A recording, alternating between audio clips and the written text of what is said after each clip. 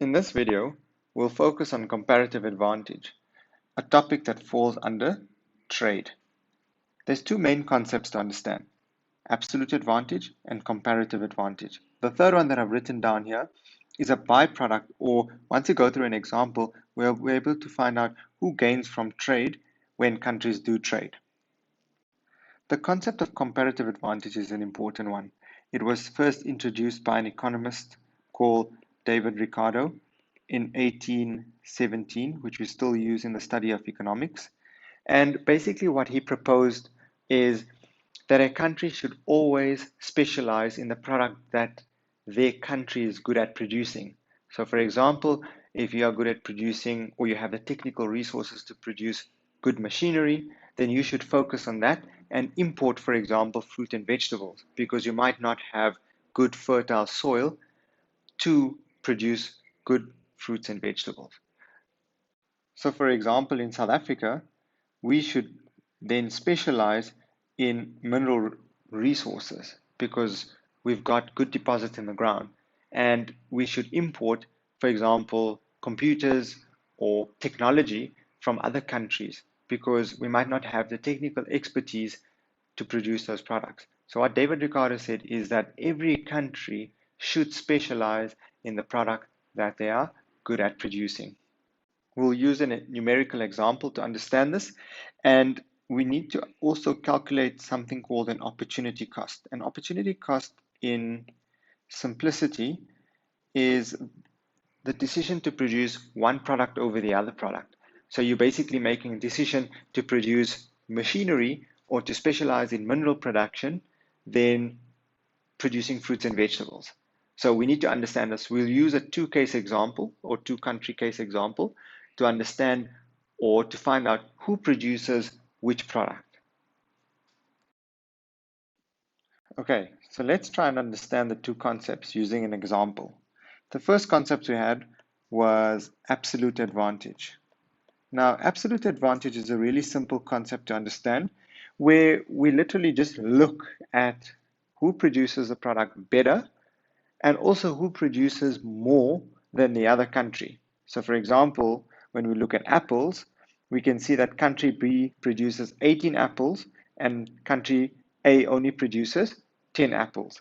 Whereas in clothes, the production in A is 10 and the production in B is only 6. So, therefore, we can say that the absolute advantage in, let's rather just write it like this, where we say apples is produced by country B and clothes will be produced by country A. Let's say, for example, that instead of the 6 here, let's just say that production here was 12. So now we can see that country B has an absolute advantage in both products, in production of apples as well as the production in clothes. So now who gets to produce what, and how do we find that out? And that's where the concept of comparative advantage comes out. And David Ricardo says, even though a country will produce two products better than another country, they should still trade with each other using the concept of opportunity cost. In this example, obviously, we only have one absolute advantage in apples and an absolute advantage in clothes by different countries. But should there have been a 12 in the place of 6 there, we still would be able to trade, or the two countries would still be able to trade using the concept of comparative advantage. So that's what we're going to move on to next, and understand that even though a country might have an absolute advantage in both products, they should still trade because of the concept introduced by David Ricardo. Okay, so on the left-hand side, we see that there's two graphs, one for country A and one for country B.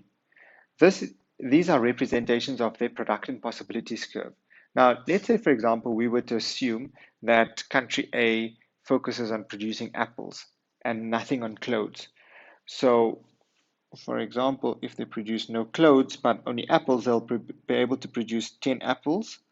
And if they were focusing just on clothes production and no apples, they would be able to produce 10 clothes and no apples. The same concept applies for country B. Let's say, for example, country B was to specialize in the production of apples. It would be able to produce 18 apples.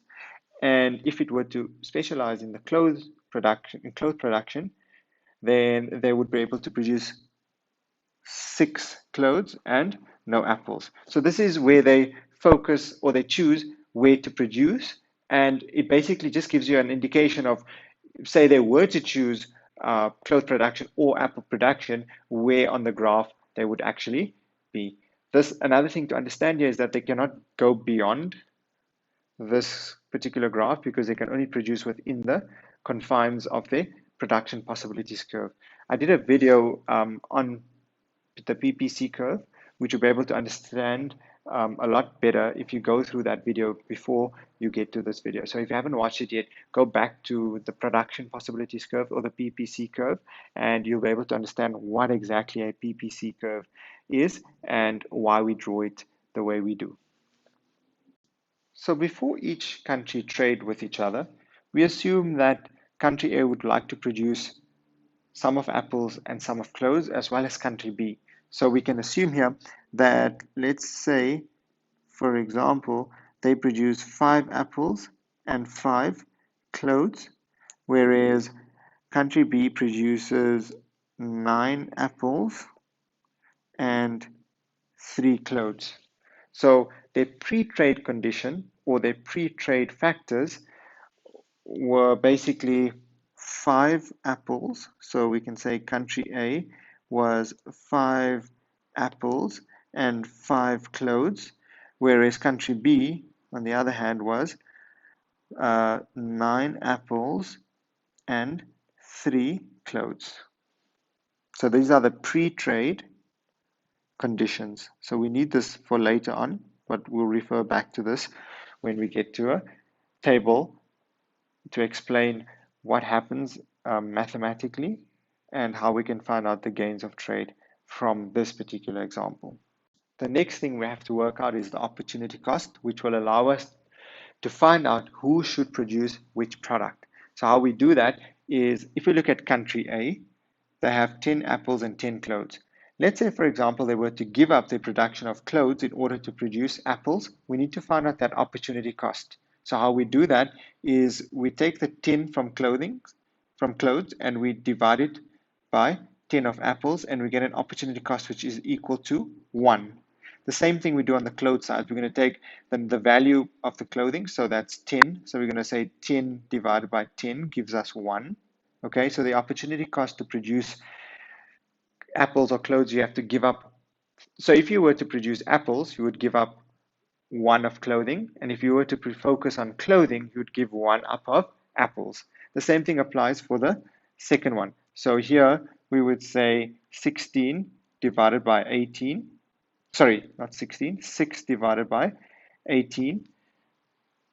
So 6 divided by 18 gives us an answer of 0.3 reoccurring.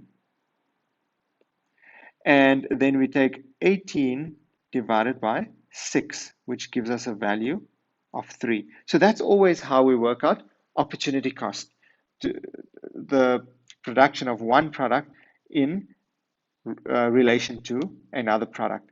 Just write this out here.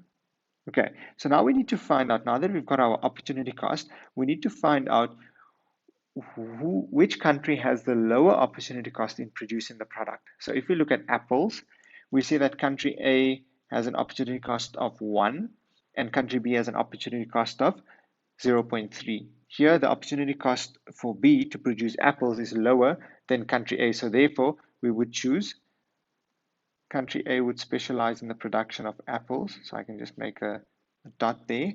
And country B, sorry, in the production of clothes, we have country A producing at 1, the opportunity cost is 1, versus the opportunity cost of country B, which is 3. So here, obviously, country A has a lower opportunity cost, and therefore, we would produce this product. So here we can say that country A has a comparative advantage in producing clothes, while country B has a comparative advantage in producing apples. So how we can understand this, if A has a comparative advantage in clothes, that it must produce and export to country B. Okay, so it will produce for their country as well as exporting that good because they are better at producing that. And country B will have a comparative advantage in apples, which means they should produce and export the apples and export it basically to country A. Okay, so now that you understand the comparative advantage and that A will produce clothes, as written here below, and country B will produce apples, that means that country A will focus especially on the, or specifically on the production of clothes, whereas country B will focus on the production of apples. So now let's see what the gains of trade would be from them specializing in two different products. Okay, so if you look on the right-hand side, I've drawn out the table. In my opinion, this is the best way to answer the question of gains of trade, where we've got A, which is before trade, then we've got B, which is specialization, C is after trade, and D is gains from trade. So we have country A and country B, and we're going to fill in the pre-trade conditions. So the pre-trade we figured out was here. So country A specialized or produced 5 apples and 5 clothes, where country B had produced 9 apples and 3 clothes. Then we found out the comparative advantage. Country A had a comparative advantage in clothes, and country B had a comparative advantage in apples. Therefore, country A will specialize only in clothes production. So, for example, they would produce no apples, but they would produce now 10 items of clothing, whereas country B would be the opposite. So they will produce 18 apples and 0 clothes. So that's their specialization. Their specialization happens when they completely forego the production of one product in order to focus their production on another product. And this is the opportunity cost with regard to David Ricardo's theory. Okay, so what happens after trade? Now, after trade, or when they do specialization, right? If we take points A, so let's look at A and look at B, right? So we had a total amount of apples that were produced in the economy. So we said that A will focus on 5 and B will produce 9. So here we had a total amount of apples in the economy equaling 14. And we can do the same thing with clothes. So clothes production was 5 from country A and 3 from country B. So we had a total amount of 8 clothes in the economy. This is before trade. Now that they've specialized, we have a different situation now where we've got apple production now increases from, or let's say 0 production by A, but B will be producing all the apples. So therefore we've got an increase of plus 4 apples here. And for clothes production,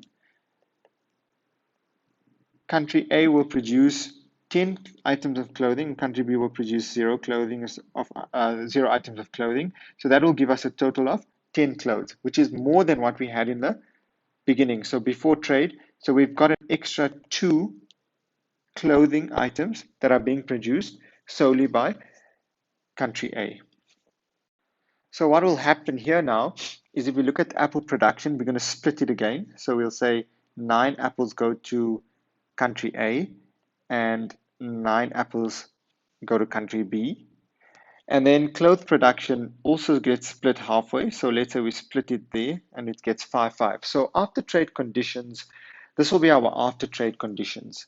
So here we say that apple production, because we're producing 18, 9 will go to country A and 9 will stay in country B. Whereas clothes production, 5 will remain in country A and 5 will go to country B. So if we compare A and C now, we can find out what the gains of trade, basically the gains of trades are.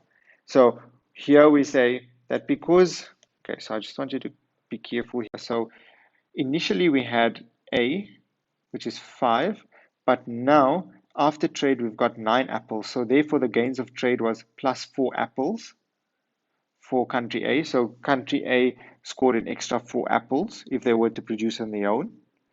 And country A clothing now, we had 5 and we ended up with 5. So there's no gains of.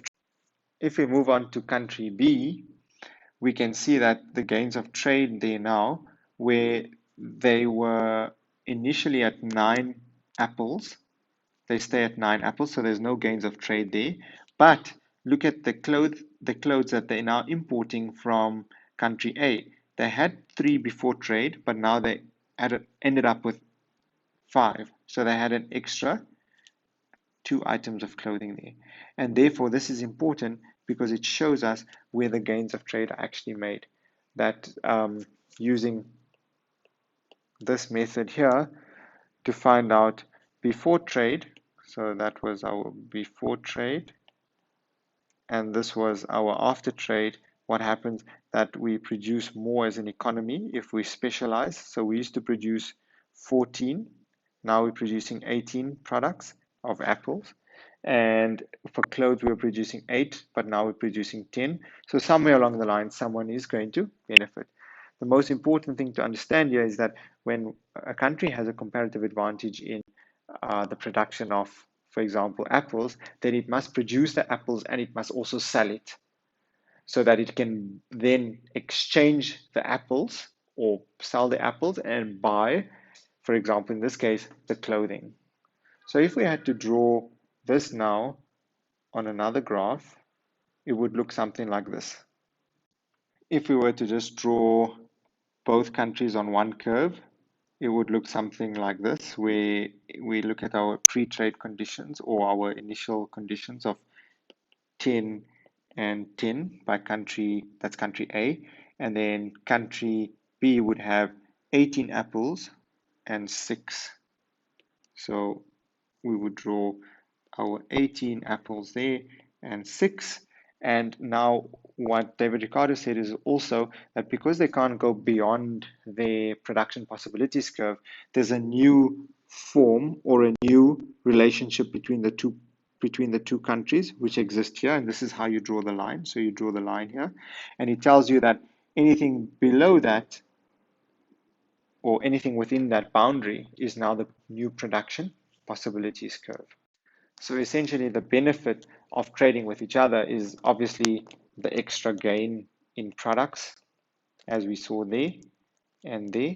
And that's why David Ricardo proposed or introduced this new theory in 1817, where he said that countries should specialize no matter their circumstances, because when a country specializes in the production of something, it produces a lot better and it can focus just on that production, and then it can produce those products and export it to another country, and then the other country that it's trading with focuses on what it's good at in its own country, and it will then sell that product to the other country. So each country specializes on what they're good at, produces the product in abundance or a lot, so that it has some for the home country, as well as exporting some of it to another country.